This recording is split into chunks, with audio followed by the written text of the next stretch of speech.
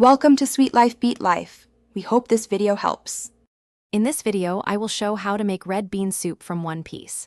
Start by rinsing your single dried red bean, then soak it in warm water for at least 4 hours to soften it and reduce bitterness.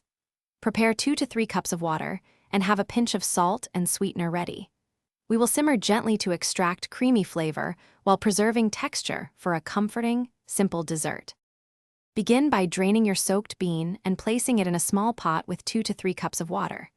Bring to a gentle boil, then reduce to a low simmer and cover partially to prevent overflow.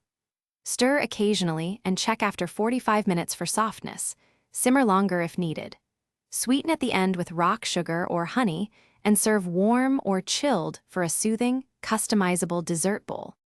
To elevate a one-piece red bean soup, add aromatics like pandan leaves or a thin orange peel during simmering for subtle fragrance.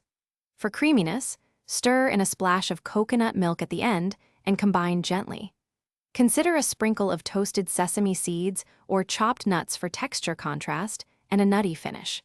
These small additions make a simple recipe feel special without masking the bean's natural flavor.